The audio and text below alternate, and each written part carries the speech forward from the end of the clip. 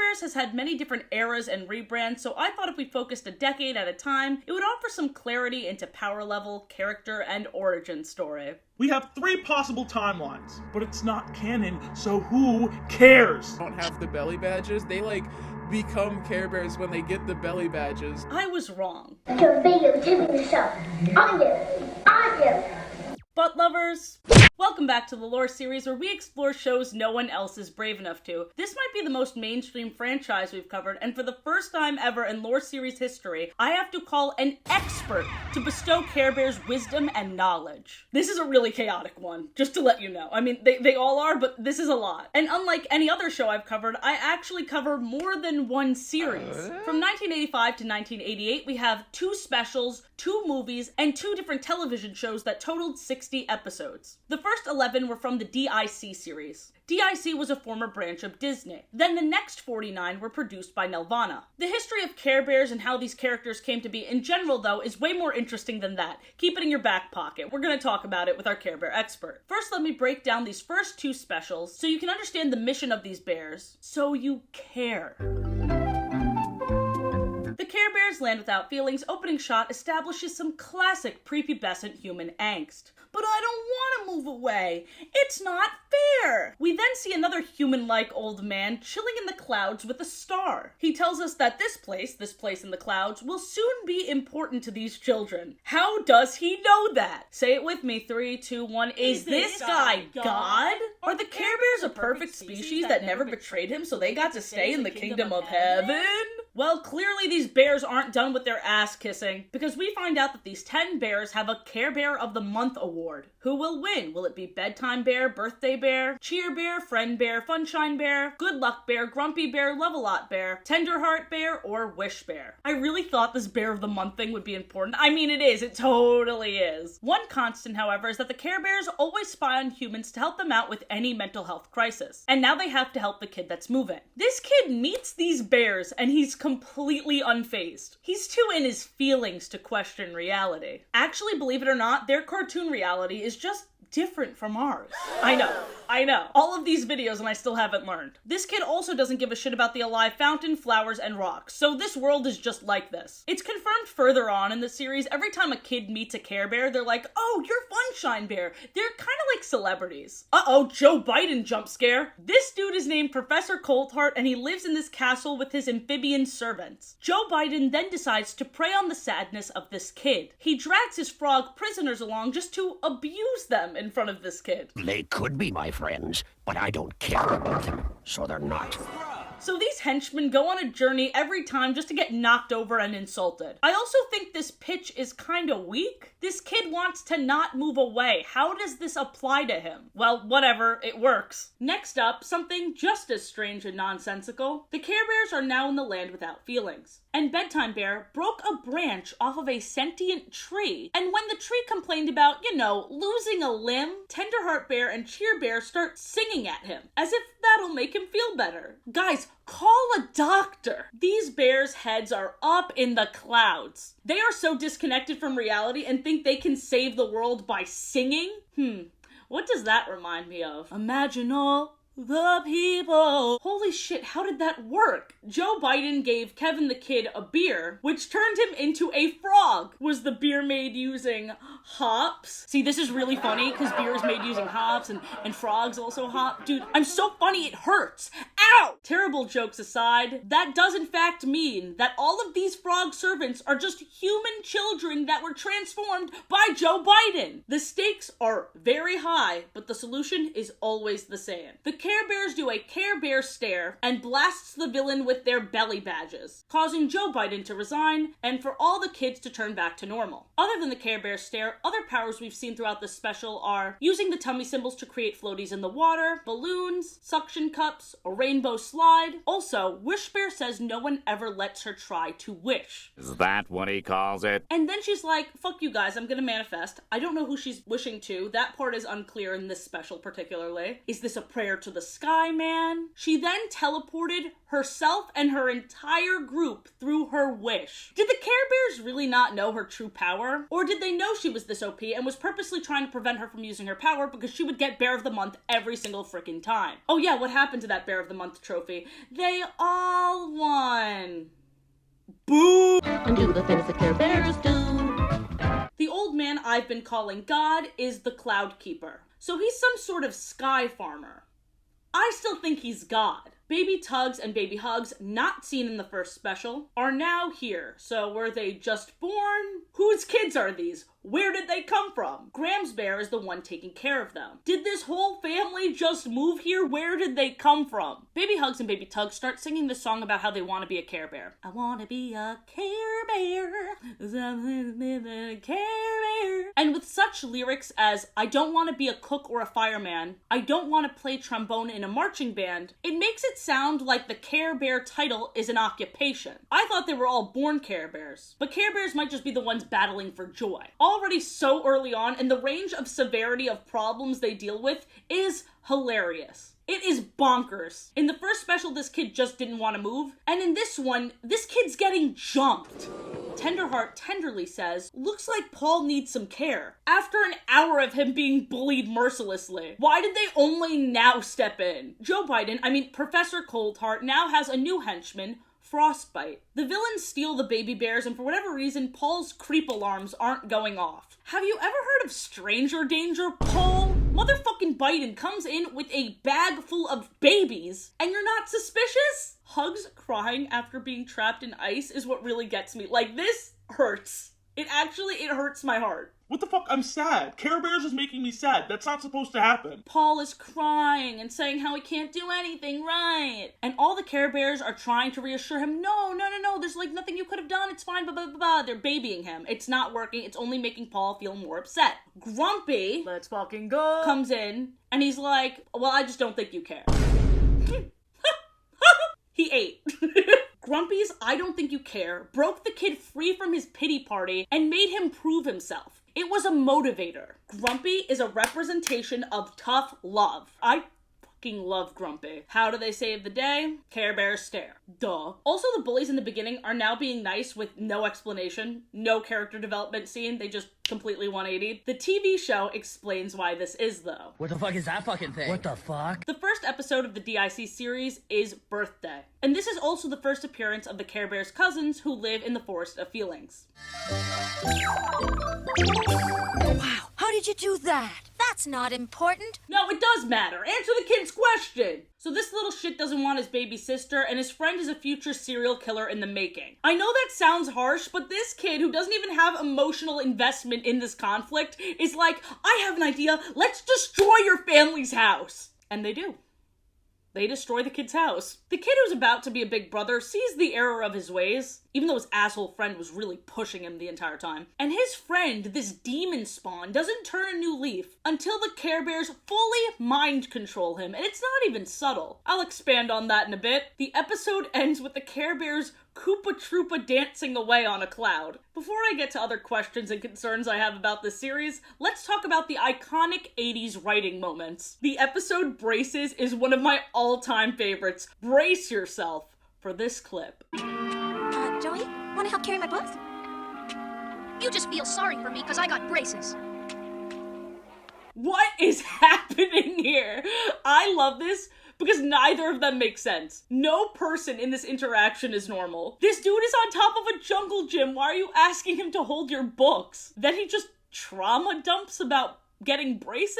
She didn't even mention that. Joey, wanna help me carry my books? You just feel sorry for me because I got braces! No, I don't! Get down here and help me carry my books! I'm a girl! This episode gets even more strange as this kid goes through a tiny Joker arc over getting braces. Sure, this kid made fun of you, but this is what you call getting even? Please help me! Why should I? You made fun of me. The episode essentially ends with, I'm sorry I made fun of your braces. And I'm sorry I left you to die. This time the bully didn't even have to get drugged. Just the kindness of the Care Bears moved him so much. In the episode Magic Mirror, the Care Bears and cousins visit a child to assure her that the dark is nothing to be afraid of. Just a wholesome lesson, right? Wrong! Turns out there is something to be afraid of in the dark. This creepy woman emerged from her closet. What? Was it all in her head? Wrong again. This is a casual new villain reveal. Her name is Auntie Freeze. She's Frostbite's aunt and works alongside him and Professor Coldheart, aka Joe Biden. The mirror reversed all the Care Bears and cousins' personalities, We don't have time to care about you. rendering them useless except for Grumpy, who helped happily. I hope they aren't implying that he usually isn't helpful, because that's simply not true. I'm beyond Grumpy Bear right now. I'm pissed off, Bear. I don't like that was a little shade towards Grumpy. Don't insult my boy. In the episode Mayor for a Day, the Care Bears are witnessing a rigged election. The winner of the Mayor for a Day election by a landslide is Coldheart. That's not the way an election is supposed to be. How long have you been watching? You could have stopped him before he even stuffed the ballot box. I don't like him. This is the problem with the Care Bears. They get too invested in the story. Look at their faces. This is like TV to them. They're entertained. Do your jobs. Bedtime Bear slowly and without any effort sidesteps Frostbite and puts him to sleep using his power. The episode, of course, ends with them hypnotizing the bad kids into being good. Classic. In the episode The Night Stars Went Out, Wish Bear is about to make a wish on a star, and the star disappears before she's able to make the wish. She exclaims, "My star wouldn't just leave me in the middle of a wish." Maestro Stratonefarious, in his first and only appearance, is stealing them. He looks suspiciously like Professor Coldheart. Same species, same family, perhaps? You ready for some more wacky 80s writing in this episode? Take a look at this clip. I'm getting soaked. "I'm getting soaked," says the kid who is inside, who then proceeds to run outside where it's actually raining. So good. I love that they don't care if the writing makes sense. Shadow Nefarious is in the cloud, controlling lightning bolts and shooting them their way. Grumpy baseball bats them back to him. Grumpy Bear's the best bear. Have I said that already? Speaking of Grumpy, one of my all-time favorite moments from the DIC series is at the end of the episode The Last Laugh, which shows how much it means to truly care for someone who's going through it. The best part of this is that I was live streaming to my YouTube members of me watching it, so I have my live reaction. You smiled! You finally smiled! What did I do? You didn't give up on me. It shows you truly care about me. And that...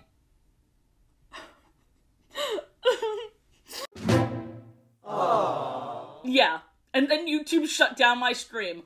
Right there, the timing was perfect. Another episode that is off the rails is Wedding Bells. Professor Coldheart, out of the blue, proposes to Auntie Freeze. So I guess he's Frostbite's uncle now? She's genuinely excited and feels loved, but guess what? He doesn't care about her. Don't make me empathize with the witch that hid in that kid's closet. Oh, by the way, the Care Bears and their damn cousins are way too trusting, immediately offering their home as a wedding venue for these villains. And they also set it all up for them. Where the fuck is Grumpy? Say something! Also, God is back. In his third and last appearance. After God saw this tomfoolery, I guess he was like, I'm out. Auntie Freeze freezes Professor Coldheart when she realized she was being used and that he doesn't actually love her, but she also continues his plan to destroy Care-a-Lot. They of course didn't get away with this, and Gentleheart Lamb of all people is the one that single-handedly saved the day. But also, I think they're legally married. I mean, they both said I do. Now for my concerns, of which there are many. The powers are next level here. In the episode The Magic Shop, we see that the Care Bears can change the nature of places as well. We saw this in the first special with the forest, but that was full of alive creatures. In this episode, they just change an evil magic shop into a flower shop. An unfeeling, unalive thing. They're still able to fully transform. In the episode Drab City, there's this gray place full of litter and uncaring people. Why doesn't anybody pick it up?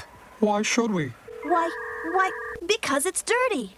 Who cares? Turns out there's a meteorite that causes all of this dullness. It even drains some of the Care Bears and cousins of their color and care. Okay, so there's more outer space forces at play than just wishing stars? Speaking of inexplicable outside forces, in the episode The Cloud Worm, we see a cloud worm that eats clouds. You know, their homes. There's only one of me, so I don't need a name. Bro, I'm so fucking scared right now. Oh my god. Guess how they stopped this guy? You already know, Care Bear stare. Is there any other way? Hypno, sis. Oh, brother, this guy stinks! Okay, so I watched 2 specials and all 11 episodes of the first series, and the 2 movies we watched for the video over on Rainbott's channel. Those were incredibly wild. You should definitely check out this video. But then it was time for our scheduled call. And guys, I was 46 episodes and 2 movies behind. This guy stinks! I was and am ashamed. So I figured, let me just present Rainbott with my current theories and questions. But I think this is a great indicator for what a sharp left turn this series has taken, even within the first decade. And I find it incredibly amusing how spot on all of Rainbott's warnings to me were. Without further ado, my call with our resident Care Bear expert, Rainbott.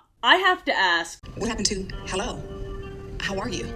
My name is Care Bear an occupation or a species? I don't know, because some of them have belly badges that are like very clearly their life's purpose, but then there's also like Bedtime Bear who just feels like he's been burdened with a horrible curse. In the 1985 movie, when we meet the Care Bear's cousins, the random fucking animals that don't have the belly badges, they like become Care Bears when they get the belly badges, but then Care Bears 2, A New Generation in 1986, that completely trashes that origin story and continuity. I don't know if you watched those two movies, but I did, and I'm really confused about the implications. This is just so funny, because I'm approaching all these questions as like a philosopher, like, is it this? Who's to say? And you're like, I do. No, I say. Also, let me send you this picture and I need to know what you think about this. So this is alarming to me. You have two lions. It looks like two pigs too. There's a yellow pig over here. And then that is not Lots of Heart Elephant also. Are these people that were not chosen for this higher purpose? Are these just regular schmegular ass animals? There are two fucking lions and they have the same color palette, but the lion on the top very clearly looks like anthropomorphic, but the one on the bottom is like sitting in a feral pose and it looks like a normal lion. Yes. I can't stop looking at the one in the middle that doesn't have eyes. This is very distressing to me. They were cursed to live a life on Earth. This is just analog horror Care Bears, which I'm surprised no one made that yet. Write that down, write that down! There are a lot of pretty horrific elements to Care Bears. I thought it was a theory that they hypnotize people. It's just fully what they do. Lots of Heart Elephant popped a heart bubble in the face of this kid. His eyes dilated, and now he understands the magic of caring, and that's terrifying. The little shithead was drugged. The thing is, like, we can go back and forth about morality all day, but every time they've had to resort to that, the people were like menaces, like dangers. So it's like, they did what had to be done, I guess. Yeah. The Care Bear stare is basically just the elements of harmony from My Little Pony, where you like blast someone with rainbows and then they're brainwashed into being good for some reason. And then you have the Care Bear's cousin's call. Cousin, call! They're kind of OP. In the episode Daydreams, Care Bear's cousins used the Care Bear cousin's call to freeze Cold Heart into a block of ice.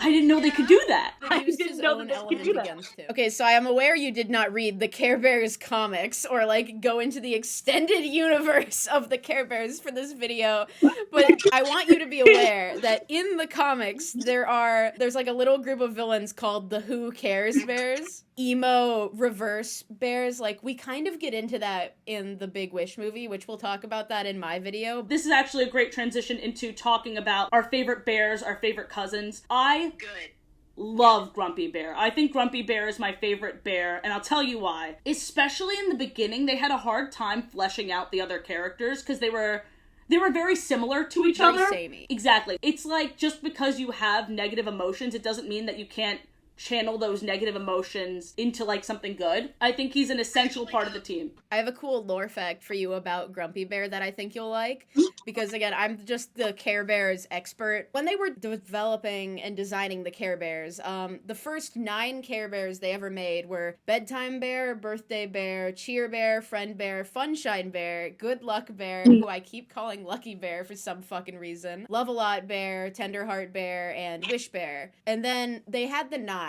and they realized that they were very samey, and they were like, something isn't right. Like, this group isn't clicking. We need, like, a 10th member to round out the group and, like, round out all the sweetness. And that's why they made Grumpy Bear, because he was the 10th member of the original cast, and he's been in every single generation of the franchise since. As he should. As he should. He is, like, kind of the smart one out of the Care Bears, which is funny. Grumpy Bear's the one who builds shit and, like, knows what's happening. And what does that imply? And it's like, and if you're really smart, you're not gonna be happy about what's going on. The world is a nightmare. It's like, whoa, hey, ho, hey, whoa. And for cousins, I am very obsessed with Braveheart Lion. I just think he's a really nice guy. I think he's a nice dude. His paternal vibes. In one of the episodes, this girl got her hand zapped by Professor Coldheart, and he's like, let me rub your hand. And I was just like, he makes me like teary-eyed.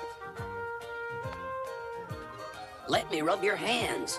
Thank you. And I love Lots of Heart Elephant. I think Lots of Heart Elephant has arguably, this is like a big statement, I'm gonna cause a lot of controversy with this. I think Lots of Heart Elephant has the best design. Really? Like, ever. Oopsie Bear is my favorite Care Bear. And we're gonna get into that a lot when we talk about the movies on your channel. But they did Encanto They before basically Encanto. did. One of the worst designs is, and this is just me being like disappointed, when I saw the horse bear, the horse cousin. The horse one is really underwhelming. It's just a bear with hooves. It doesn't look like a horse. It doesn't look like a horse at all. I feel like by the time they got to A New Generation, there were probably a lot of different artists on board, and when Care Bears was in development, it was a big deal for the company. Like, it was just Project 2, and they kept it under wraps. Hide the bears, they can't know about the bears. Until the New York City Toy Fair, I believe in 1983, and Strawberry Shortcake was Project 1. Yeah, that's like the other amazing thing is that like they produced 2 bangers like back to back. And with those 2 franchises, I feel like the foundation of it is so strong because you have such a good concept. You can go so many places with these characters and they're so distinct. Like you see Strawberry Shortcake, you know that's Strawberry Shortcake. You see a Care Bear, you know it's a Care Bear. With the exception maybe of Oops Bear. But like he draws. He's my favorite. You can't. I like the cousins better than the Care Bears. That is a really hot take. Dare I say I think they care more. I'm just gonna say it. I think there are plenty of times in the 80s series where the Care Bears are watching from their cloud and they let the situation play on so much. They literally will watch a kid get jumped and be like, I think we should step in. I'm like, all right, John Kilionis, you could have stepped in like 20 minutes ago, 30 minutes ago. I'm the opposite, but I'm incredibly biased. Because all my favorite characters are bears, except for Wingnut, who is my favorite out of the entire franchise. And he's just like the little fucking robot guy. He's cute. He's my favorite. He's the best character. I really want to make some comparisons to My Little Pony and Care Bears. I think to the right guy. Exactly. It's the fact that they were released like a year apart, and then they all deal with individualism and your special talent and who you are, helping the group, helping the family, helping the friends. I couldn't help but make comparisons. Also, the Oopsie movie, when all of the belly badges were taken away, when the true friend helps a friend in need, a friend will be there to help them see, is this. It's like the communism village from My Little Pony, where she takes the staff and starts stealing everyone's fucking cutie marks. You're right, it's closer to that. And when when everybody's super, no one will be. No one will be. I don't think that My Little Pony could have possibly influenced Care Bears in development. I think it was just a big coincidence because... Oh yeah, totally. I just love the parallels. American Greetings did a lot of greeting cards and they made like Christmas ornaments for My Little Pony like over the years. Basically, after developing Strawberry Shortcake, American Greetings created a new character development subsidiary called Those Characters from Cleveland, like TCFC for short. The way they came up with Care Bears, whoever the artist behind it was, he had like a bunch of symbols that all represented different ideas and things, and then he drew like a bear as one of the symbols, and he's like, what the hell am I gonna do with a bear? And then he like looked at the symbols he drew and he like took one of them, I think it was one of the heart symbols, and he just put it on the bear, and he's like, good Scott, I got it, I fucking got it, new toy idea. It was really interesting how they came up with it. It is really interesting because all of a sudden you have like the symbols that obviously represent something. Like when I'm thinking of greeting cards, I think like get well soon. And then you basically came up with a mascot for whatever message you're trying to send. Oh, yeah. I will say my favorite thing in the entire American Greetings headquarters is something I called the Care Bear chair, which is basically, it's a chair that they made and put in the hallway of the office building, and it's just a chair made out of hundreds of Care Bears stitched together, like body horror. And I would just see that as a kid, and it was my favorite thing. I don't know what happened to it. Our second collab should be us meeting up and recreating this chair. Like, we just get crafty. We make this chair. I found, okay. So they're also in the metaverse, which I don't even know what these words mean anymore. And one of them is called, one of them is called Hello Friend Bear, but they spell it like F-R-E-N. Like, and they have like, almost like a text message thing as the belly badge, and I'm like, I just am really upset by it. I love you, bear, but not to be confused with I love you, bear, but it's spelled I-L-Y. Like, her makeup does go hard. I-L-Y bear, I will say that. Yeah. I mean, back to the My Little Pony comparisons, that's fucking Rainbow Dash. That's just Rainbow Dash, you're right. Friends Forever Bear, not to be confused with Best Friend Bear or Friend Bear. Should we pull up a quiz and take the quiz to see which bear we are? Actually, yes, let's do that. What does this mean? You encounter a stranger who has lost their wallet. How do you respond? Excuse me, sir. I believe you've dropped this wallet. It's not my wallet. Thank you for joining me, Rainbott. Future Athena, watch some more Care Bears. Now this is the theme song I've been waiting for. Just when you think the trouble's gone out, who's gonna be there when it really counts? Till that Care Bears countdown and send a wish out to the end. My favorite part is at the very end when they march over a rainbow like they're gonna kick our ass. 5, 4, 3, 2, 1! Let's start with the first episode where Trueheart Bear and Nobleheart Horse put Tenderheart Bear and Braveheart Lion in charge of organizing Care-a-Lot's birthday. Also, it Care Bears repeating, this dude doesn't look like a horse. Now that I started the Care Bears family, which aired from 1986 to 1988, I finally see why Rainbott said that they hated baby Hugs and Tugs. The two babies, Hugs and Tugs, that I want to put in a blender and pulverize. Aw, Braveheart fall down, go boom. They didn't used to talk like that. I don't know why that's the choice they went with. Also, the characterization of my boy Braveheart Lion is completely different. I believe this is when he was younger and less fatherly. How come Care-a-Lot has a birthday? It's a place. It's to celebrate when Nobleheart Horse and Trueheart Bear started the Care Bear family.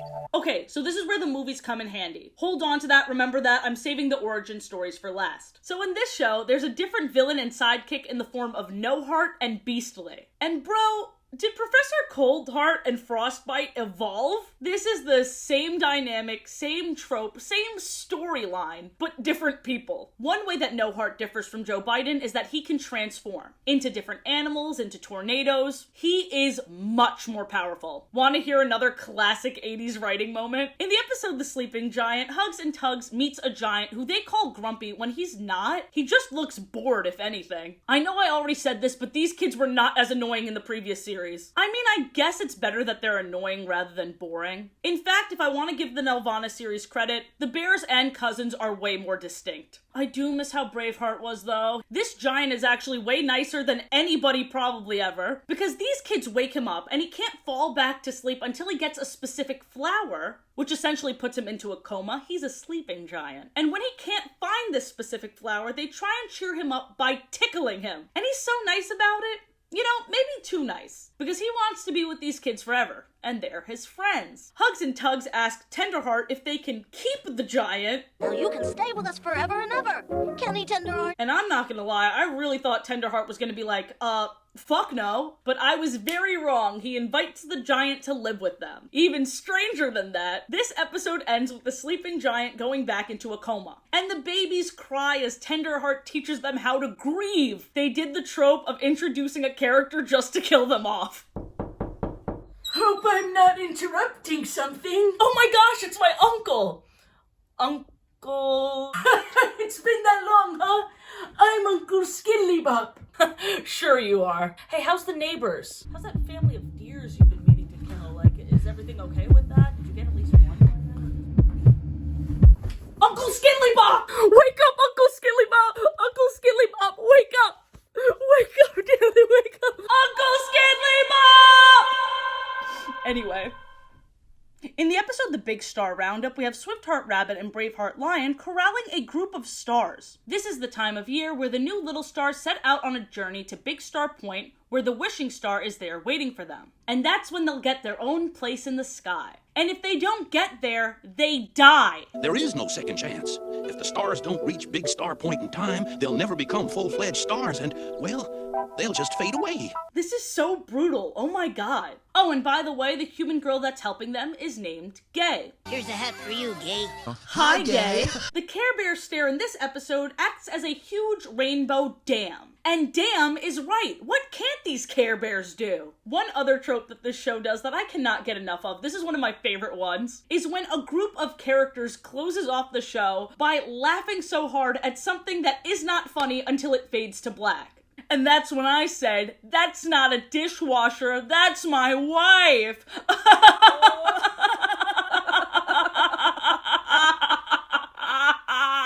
In the episode The Camp Out, Playful Heart Monkey and Funshine Bear fuck around and find out. There's no other way of putting it. They fully embodied the boy who cried wolf, constantly joking that they were being attacked by a swamp monster until they actually were being attacked by a swamp monster. But actually, that's no swamp monster. That is Beastly in disguise as just something that looks exactly like him but a little bit bigger. Then we meet the real swamp monster, who's nice. I'm shy.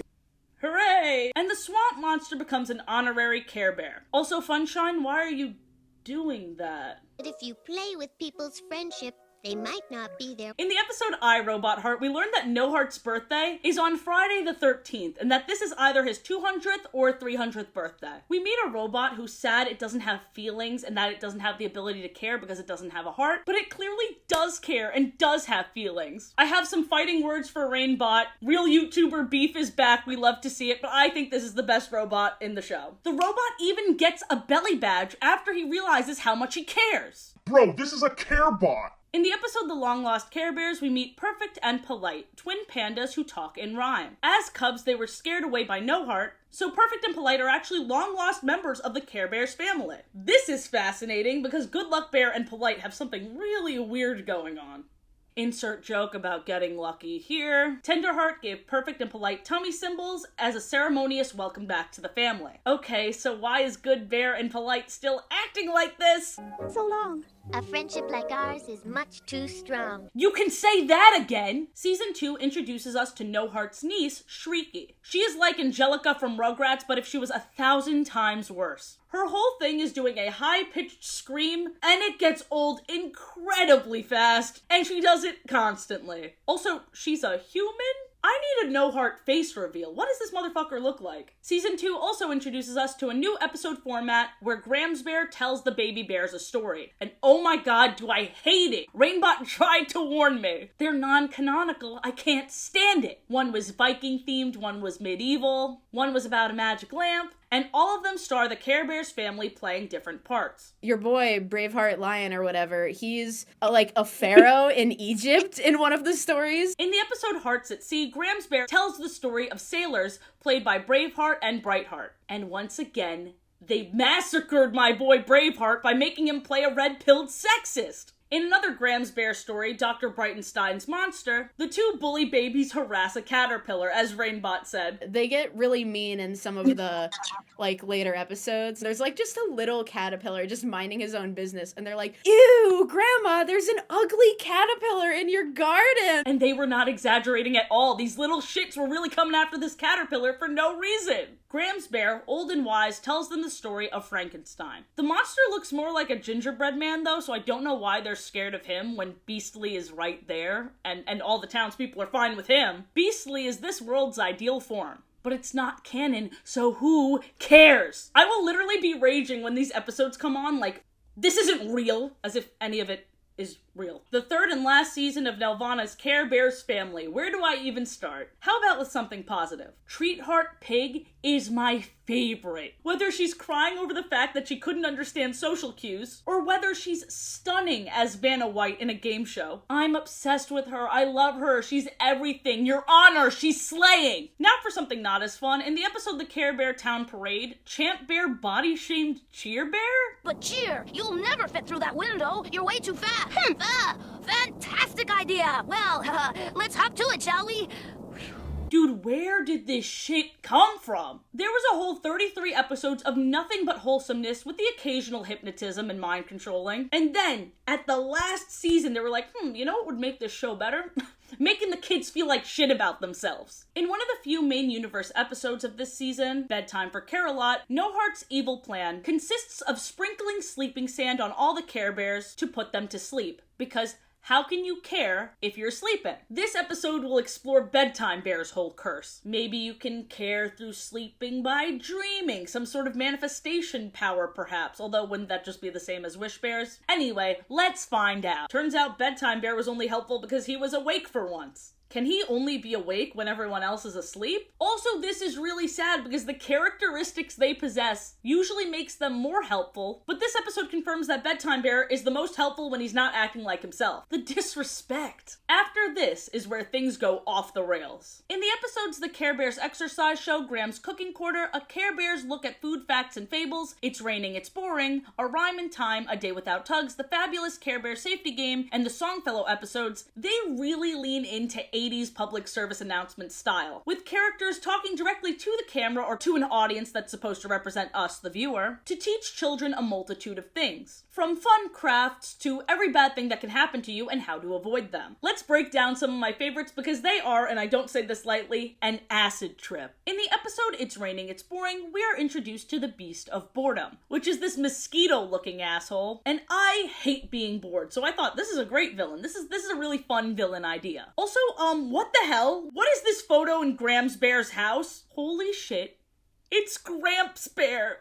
That's right. We see Gramps Bear's husband and the baby's grandpa, and he's only seen in this one photo in this one episode. Why would they do that? I'm upset because he's obviously dead, right? I'm crying my fucking eyes out, Bear! Anyway, the boredom bug bitch is no match for Tenderheart and Grumpy, who both guide the viewer in how to do easy at-home fun activities, such as making paper airplanes, paintings, tin can phones, a flipbook animation, good luck with that, and instruments. In the episode A Day Without Tugs, it's supposed to tap into Baby Hugs' imagination, when her shadow is personified to be an imaginary friend. She begins to teach her shadow how to make a banana shake. And listen to how this tutorial for the kids at home starts. First, you unzip the banana. Okay. I don't know how else to describe it or convey it, but the vibe has changed so much, and I'm not thrilled about it. The 2-episode Songfellow saga can only be described as a psychological thriller. Right at the start, Hugs, Tugs, and Braveheart Lion wish their friends were here. No, I really wish Grams was here. And I wish Brightheart was here. And I wish everyone was here. Where are they? This is so ominous for no reason. Things become more of an 80s drug-induced nightmare when a music man sings at them without their consent and then takes them away on a magical sheet music staff to a place called Musicland. Part 2 of this magical music man. He's holding a concert in Care-a-Lot and apparently Shrieky is a big fan. Seeing this character fangirling should be amusing, but honestly, I just don't buy it. Songfellow turned Beastly into a spider to act as a visual for the song he's singing, which is the Itsy Bitsy Spider, but he sang the Inky Dinky Spider for whatever reason. Season 3 really lost the plot. He transforms a lot of people to act as visuals for songs. One of these sequences ends with Beastly and Shrieky accidentally kissing? Everyone is rightfully horrified and disgusted, but why is no one realizing that this magic guy is evil? Season 3 also had 8 whole episodes dedicated to a Star Trek parody. And while the design of this ship is amazing, it overstayed its welcome for me personally. I'm sorry I'm shitting all over season 3, but dear lord, the first episode that takes place in space just plops us there with no explanation. The Care Bears method is that the Care Bears cast carries, so continuity schmontinuity. But for the purposes of my video, this sucks ass. They are expanding the CBCU in the worst way possible. Then there's 6 episodes that take place in a prehistoric time. No reason, once again. The villain of this universe is No Heartosaurus. When they mentioned him, I was expecting to see a T-Rex in a cape, but instead, he looks like this. This dude looks nothing like main universe No Heart. Boo! Wait a minute, how is his niece Shrieky still a human? But something that is consistent is that No Heartosaurus' birthday is also Friday the 13th. And Dino No Heart and Main Universe No Heart also have the same objective to eat the Care Bears. Yeah, that's something I forgot to mention. Back in the episode Birthday Bear Blues, main series No Heart wants to eat Gentle Heart Lamb. Now it's finally time for the two conflicting origin stories. So the first Care Bears movie starts with Friend Bear helping two human children and casually dropping information about these kids before they even introduce themselves to her. So this is some Santa shit. The Care Bears casually keep tabs on everyone. Care-a-Lot is high up in the clouds, and then on lower clouds is the Forest of Feelings. And then there's Earth. The Care Bears meet Tender Heart Lion, Playful Heart Monkey, and all the other cousins for the very first time, and the cousins don't have symbols on them. We also learn that if there's no one caring on Earth, Care-a-Lot just stops existing. Further proof that where they live and the Care Bears themselves are the embodiment of caring on Earth. They're like little angels. In the end, Tenderheart inaugurated his cousins into the family and gave them their power, which makes sense because we've seen him do that before with the Panda Twins. Okay, but then Care Bears 2 happens, and in this version, Noble Heart Horse and True Heart Bear have all the bears and cousins as orphans. Confirmation none of them are blood related, thank God. Noble Heart Horse and True Heart Bear got their magical gift first for the kindness they spread, and the orphans got their gifts shortly after. They call where they're from the Kingdom of Caring. One more detail that's kind of irrelevant, but I think is very funny, is that True Heart Bear parachuted down to Earth, landed on her back hard enough for her vision to be blurry, and then a few seconds later, Swift Heart Rabbit pops out of her backpack, perfectly fine. I mean, I'm happy but confused. How is this kid not dead? Back on topic, obviously this origin story directly conflicts with the first movies. It completely undoes everything that they established, but this actually makes sense because, okay, I forgot to tell you, the first movie is told from the perspective of this random guy. This could have just been his fanfiction. I don't know this guy, I don't trust this guy, and now I'm mad! The second movie is told from this star god, who seems like a more reliable narrator. Different from the star god in the movie The Big Wish, but that isn't from the 80s, so who fucking cares? Trick question, you should care because we covered that movie in Rainbott's video, which you should totally watch after this. So is everything random? Or could we make sense of this? We have 3 possible timelines. First, we have the first Care Bears movie into the DIC series. This makes sense because there's no mention of Noble Heart Horse or True Heart Bear in either. This also makes sense because both mention the Forest of Feelings, more so than their counterparts. The Forest of Feelings to me represents cousin culture. Both the first movie and the DIC series makes the cousin more distinct, with their special power, the Cousin's Call, which is not utilized in the Nelvana series or the second movie. The characterization of Braveheart is also more consistent between the first movie and the DIC series. As the gentle, kind dad I always knew him to be. The second timeline is the Care Bears movie 2 into the Nelvana series. Both mention Noble Heart Horse and True Heart Bear, and both dismiss cousin culture. And the secret third option is the Care Bears movie 2 into the Nelvana series into the DIC series. Let me explain. The cousins had to come from somewhere. Even though they are orphans in the second movie, they're still definitely separate from the bears. I believe that Noble Heart Horse kept where the cousins are from a secret up until he was on his deathbed. That's right, the version I concocted in my stupid little head goes Care Bears movie 2, Nelvana series, Noble Heart Horse and True Heart Bear fucking die, and then the DIC series. Picture it with me. Noble Heart Horse tells the cousins where they're from. I imagine he kept it a secret from them to try and keep the family together instead of emphasizing these differences. Little did he know, these differences made them stronger, you silly little horse. The cousins return to their homeland, learn how to use their unique powers, and this is where Braveheart Lion has his character development, because for years he felt out of place. He was overcompensating, but he grew out of this show-offy, showboating tendencies and became the lovable dad that I need him to be! Oh, and the Star Trek and prehistoric storylines are alternate universes because fuck them. One concern remains. Where did Graham's Bear and baby Hugs and Tugs come from? I tried thinking of solutions, but I don't know. Thank you so much for watching and caring. I need to take a nap. See you in the next one. December is going to be a crazy month. If you like this video, be sure to subscribe and tell your friends. Bye!